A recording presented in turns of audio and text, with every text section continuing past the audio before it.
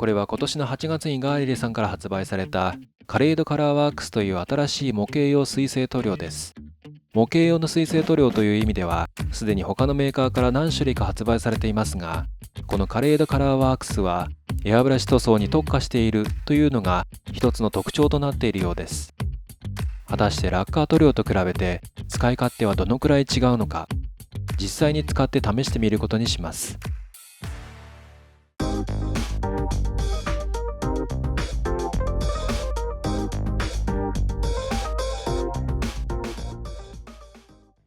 こんにちは、青22号です。今回はこのキットを作っていきます。青島のラックプラスナップキットシリーズの32分の1ホンダ NSX です。まずはキットの中身を軽く見ていきます。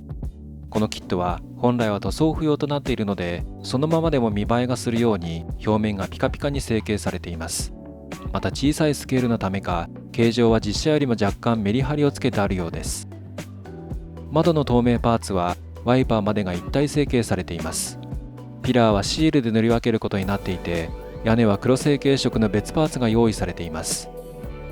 内装は床やダッシュボードが一体パーツになっていて、折り曲げるとすぐに出来上がるようになっています。これがラクプラシリーズの一つのお家芸となっています。タイヤはゴムではなくプラ成形になっていて、トレッド面のディテールは潔く省かれています。ホイールは別パーツをはめ込むことになっていて、このパーツはシルバーを塗装済みとなっています。ヘッドライトは開閉両方の状態のパーツが用意されていて、開いた状態のパーツはスライド金型を使ってライトを再現しています。シャシーは完成後ほとんど見ないためか、ディテールは潔く省かれています。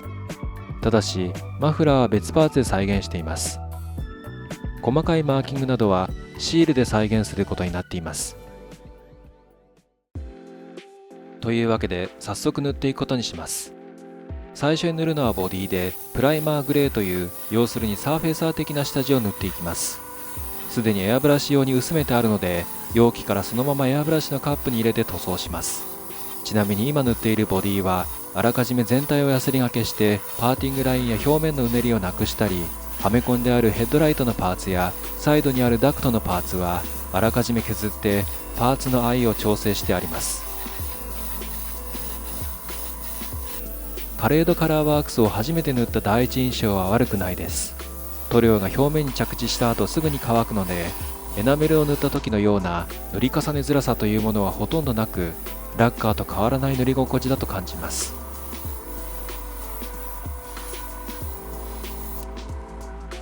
塗装後の仕上がりも綺麗ですが、若干塗膜が厚めに仕上がるようです。ただその分傷を埋める力は強そうです。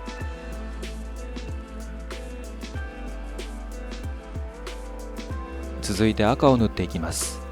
赤は一般的に隠蔽力が弱いことが多いので、本来なら下地に白かピンクを塗ってから塗るべきですが、今回は隠蔽力がどのくらいかも確認できると思ったので、グレーの上から直接塗っています。希釈は調節せず、容器の中のものをそのままエアブラシのカップに入れて塗っています。この元のままの希釈率は、私のいつもの希釈具合と比べると若干濃いと感じます。いつもの感覚で塗っていると砂吹きになってしまうところもありました。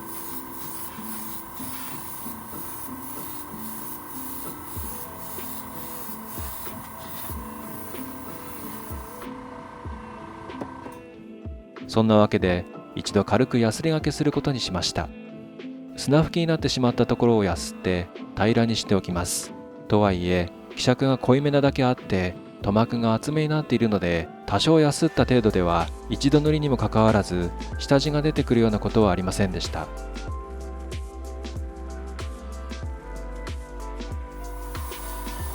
再び同じ赤を塗っていきます。今回は少しシンナーを足してそのままの濃度よりも少し薄めて塗っています。そのままの濃度だとそろそろ厚塗りすぎると思ったからです。ちなみにシンナーで薄めるときは少し注意が必要です。それはあまり薄めすぎると定着が悪くなって弾いてしまうという点です。たとえ専用のシンナーであっても足せる量の限界は意外と小さいようです。そういう面ではラッカーのように希釈を極薄にしてうっすらと塗るという方法はこの塗料では使えないようです。塗り終わった後の発色はとても鮮やかで、赤であってもかなり隠蔽力があることがわかります。窓のクリアパーツを塗り分けていきます。先ほど少し説明したように、このクリアパーツはワイパーも一体に成形されています。なので、ピラーの塗り分けとともにワイパーも塗り分ける必要があります。なので、そのためのマスキングをしていきます。といっても基本的な方法はいつもと変わらず、細く切ったテープを輪郭にして、それ以外のところは適当に埋めていく方法です。ただしワイパー部分は輪郭が複雑になるので、適宜現地でカットする方法も併用していきます。ワイパーの形に沿ってマスキングするのは一見大変そうですが、一つ一つ慎重に進めていけばそれほど難しい作業でもありません。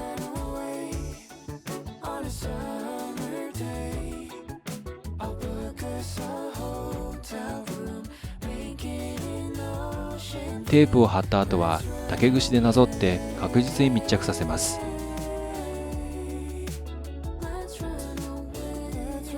それ以外のところもマスキングを進めていきます。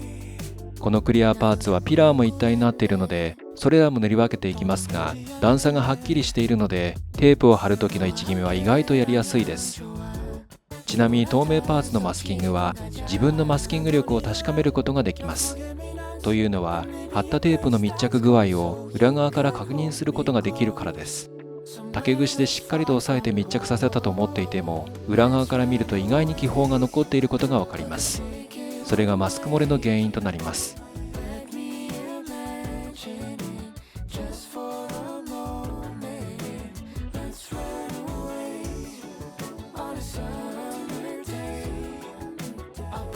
マスキングが終わったら黒を塗っていきます。黒はグロスプライマーブラックを使っています。これはサーフェイサーでありながら艶消しではなく光沢で仕上がるという割と珍しいタイプのサーフェイサーです。カレードカラーワークスはエマルジョン系の塗料ですが、従来のエマルジョン系の塗料は光沢が苦手でしたが、カレードカラーワークスシリーズはエマルジョン系でありながら光沢も得意というのが売りの一つになっているようなので、この光沢のサーフェイサーというのは象徴的な塗料と言えるのかもしれません。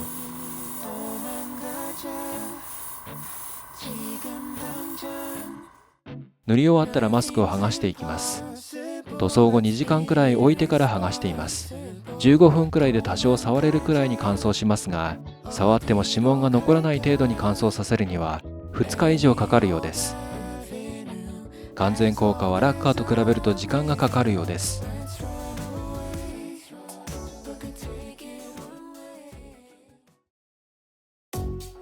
内装を塗装していきます。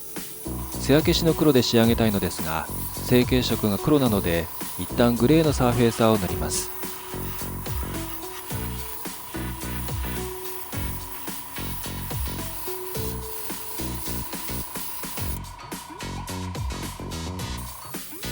そして黒を塗ります。黒は基本色のブラックを塗っています。今回艶なしの黒がなかったので、通常の黒の上から艶消しの黒にします。ちなみにカレードカラーワークスの現在のラインナップでは、まだフラットブラックやセミグロスブラックがありません。フラットブラックは艶消しの黒のサーフェイサーで代用することも可能ですが、半光沢の黒で塗りたい場合は、今のところ光沢の黒を塗った後に半光沢のクリアを重ねるしかないようです。カレードカラーワークスは今回実に100種類近くの色を一気にリリースしていますが、セミグロスブラックといったような素朴でも重要な色はまだ抜けていたりするので注意が必要です。カーモデルを作っているとセミグロスブラックは意外とよく使うので、それが今のところラインナップにないのは少し不便かもしれません。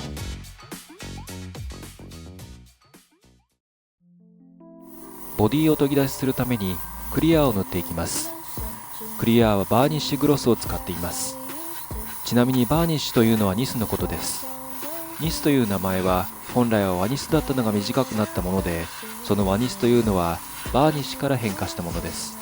つまりニスはバーニッシュを語源としていて同じものです。といっても今塗っているのは一般的にイメージされるニスではなく、要するにトップコート用のクリア塗料です。容器の中に入っている時は若干白っぽいですが、実際に塗った後は完全に透明になります。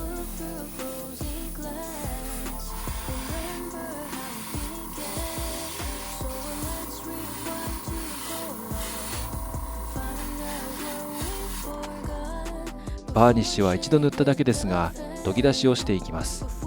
割と厚みがある状態で仕上がるのでこれ以上重ねなくてもいいかなと思ったためです。ラッカーの場合だと最低でも4回くらいは重ねますが、今回の場合は見た感じで大丈夫そうだと判断しました。研ぎ出ししている時に下の赤い層を削り始めたら、その時は改めてバーニッシュを塗ろうと思っていたのですが、結局最後まで赤い層が出てくることはなかったので、やはりそれなりに厚塗りになっていたものと思われます。乾燥時間についてですが、バーニッシュを塗ってから3日間乾燥させました。正直なところ3日間では完全乾燥とはならなかったようで、まだ爪先を押し当てたりすると跡がついてしまうほどでした。とはいえ研ぎ出しのヤスリがけはできそうだったので、見切り発車で作業を始めています。研ぎ出しの手順は、最初に1500番のスポンジヤスリでヤスって、6000番と8000番のラプロスを順にヤスリがけして、コンパウンドミクロで研磨した後、セラミックコンパウンドで磨いて仕上げています。研ぎ出ししている時の感触はラッカーで塗った時と比べて違いは全くないと言っていいほどだと思いました。乾燥が 100% 完全ではなかったにもかかわらず、表面の硬さは十分でラッカーの時と同じような感覚で磨くことができました。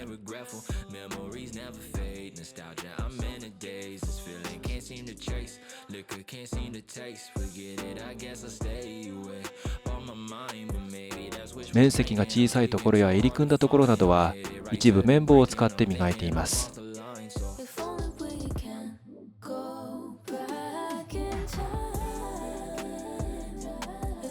研ぎ出しの最後は長谷川のセラミックコンパウンドで仕上げていきます。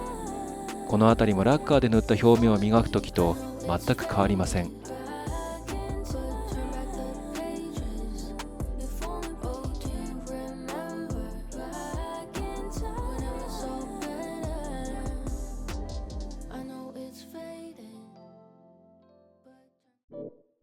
フロントスポイラー部分のパーツを塗っていきます。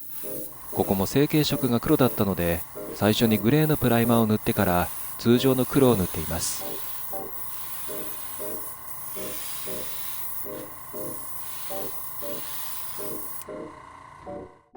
ライトの部分はシールを貼ることになっていますが、この辺りはキットのままに従っています。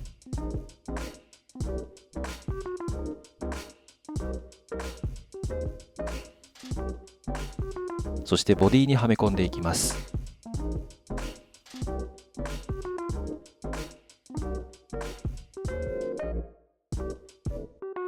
マフラーは別パーツなのでシルバーを塗っていきます。これはメタルカラーシリーズの一つでアルミニウムという名前の色です。その名の通りアルミっぽい明るいシルバーとなっています。下地にプライマーは塗らずに直接塗っています。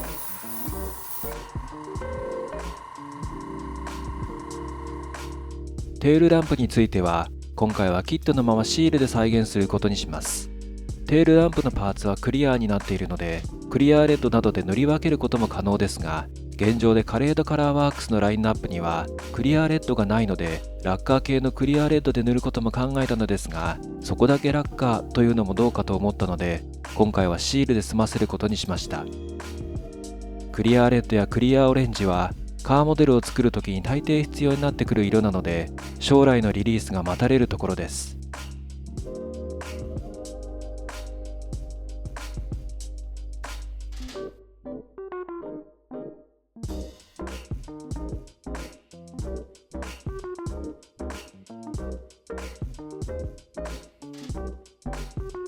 テールランプをボディに取り付けるときは、ボディ側のダボな穴をドリルで少し広げておきます。塗膜が増えた分そのままではきつすぎて、かといって無理やり押し込むとパーツを折ってしまう危険があるからです。足回りを作っていきます。タイヤのパーツはやはり黒の成型色の上に黒を塗るので、あらかじめプライマーグレーを塗ってから黒を塗っていきます。上から塗っている黒は光沢のある黒ですが、プライマーグレーの艶消し表面に塗ることで多少艶の落ちた状態になります。シャシー本体も同様にグレーを塗った後、光沢のある黒を塗って終わりにしています。ここはもともとディテールらしいディテールがないので、この程度で十分だと思います。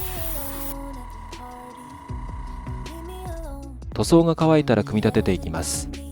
説明書に従ってタイヤにホイールのパーツをはめてシャフトを刺した後シャシーに通します。そして内装のパーツをシャシーにくっつけます。先ほどシルバーに塗ったマフラーをはめ込んでシャシー周りは完成となります。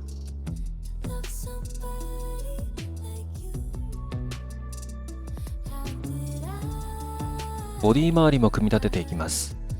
ボディに窓のパーツをはめた後、ナンバープレートのパーツをはめて前後のナンバーのシールを貼ります。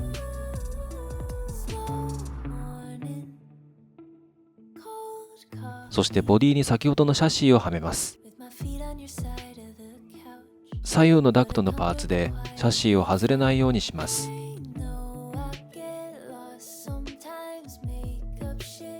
そしてエンブレムなど小さいシールを貼っていきます。小さいシールはかなり小さいものがあるので、ピンセットを使って一つ一つ慎重に貼っていきます。鍵穴のシールまでありますが、時々急に細かなやる気を出すのが青島ならではです。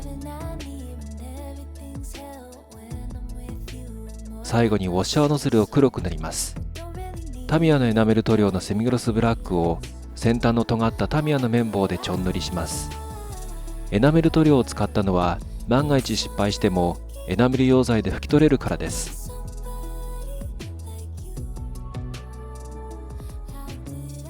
画料転生です。というわけで完成です。今回はガーレリさんからいただいたカレイドカラーワークスというエマルジョン系の水性塗料を使って青島ラックプラの NSX を1台仕上げてみました。水性塗料というとラッカーに比べて乾燥スピードなどがどんな感じなのか気になっていたのですが、塗装時の乾燥スピードはラッカーと変わらなくて使いやすかったです。ただ塗った後完全に乾くまでがラッカーよりも時間がかかると感じました。また塗膜の仕上がりが厚くなるのは少し気になりました。シャープなディテールを残して塗装するのは少し難しそうです。とはいえ塗装時の匂いが全くないので、やはり安全性は格段にあるのではと思いました。一つ注意しなければならないのはラッカー用の溶剤と混ざると固まるという点です。エアブラシの中に少しでもラッカー系の溶剤が残っていると内部で固まってしまいノズルが詰まったりするので、両系統の塗料を1本のハンドピースで併用するのは絶対に避けた方がいいようです。ご覧いただきありがとうございました。また次回お会いしましょう。青22号でした。